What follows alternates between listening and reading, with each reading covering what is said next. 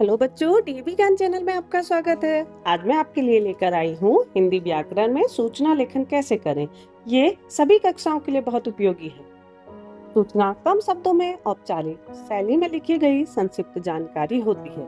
किसी विशेष सूचना को सार्वजनिक करना सूचना लेखन कहलाता है। दूसरे शब्दों में दिनांक और स्थान के साथ भविष्य में होने वाले कार्यक्रमों आदि के विषय में दी गई लिखित जानकारी सूचना कहलाती है। सरल शब्दों में संबंधित व्यक्तियों को विशेष जानकारी देना ही सूचना लेखन कहलाता है। आइए सूचना के प्रकार देखते हैं। सूचना दो प्रकार की हो सकती है, सुखद और दुखद। सुखद सूचना खेल, प्रतियोगिता, समारोह आदि, और दुखद सूचना लोकसभा, क्रिया, कर्म आदि। आइए अब सूचना लेखन के महत्वपूर्ण बिंदु को देखें। सूचना लेखन करते समय कुछ महत्वपूर्ण बातें होती हैं जिनका अगर ध्यान रखा जाए तो आप एक बहुत ही अच्छी सूचना लिख सकते हैं। सबसे पहले ऊपर केंद्र में शीर्षक के रूप में सूचना लिखा जाना चाहिए। सूचना प्रसारित करने वाली संस्था का नाम अवश्य लिखें, दिनांक लिखें, विषय लिखें, सूचना का लेखन लिखें, सूचना देने वाले का पद लिखें और सूचना देने वाले का नाम लिखें। यदि आवश्यक हो तो सूचना देने वाले का पता लिखें। सूचना लिखते समय हमें किन बातों का ध्यान देना चाहिए, आइए इन्हें भी देखें। प्रश्न में ही जरूरी बातों को रेखांकित करें, सरल भाषा का प्रयोग करें। यदि प्रश्न में स्पष्ट नहीं है कि सूचना किसकी तरफ से दी जा रही है तो अपने विचार से लिखें। संस्था, स्कूल, विभाग आदि के पद का नाम लिखें। सूचना में अनावश्यक बातें ना लिखें। आइए अब एक सूचना लिखते हैं।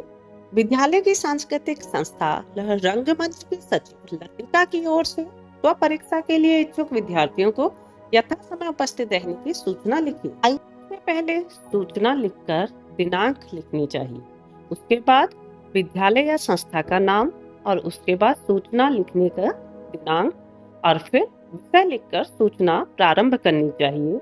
अंत में सूचना भेजने वाले का पद और नाम लिखना चाहिए। अब दूसरा प्रारूप देखते हैं। आप अपने विद्यालय की परीक्षा समिति के अध्यक्ष अंशुल चहल हैं। विद्यार्थियों को परीक्षा संबंधी पूर्व निर्धारित कार्यक्रम में बदलाव की सूचना 20 से 30 शब्दों में दें।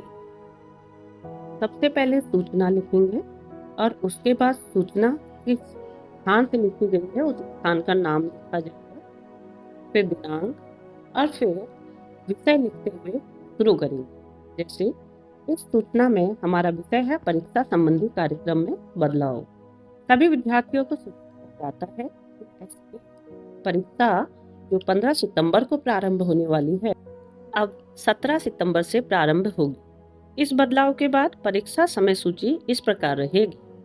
यहाँ दिनांक और विषय और उसके बाद जिस संस्था के द्वारा यह सूचना दी गई है उसका नाम और प्रबंधक का नाम।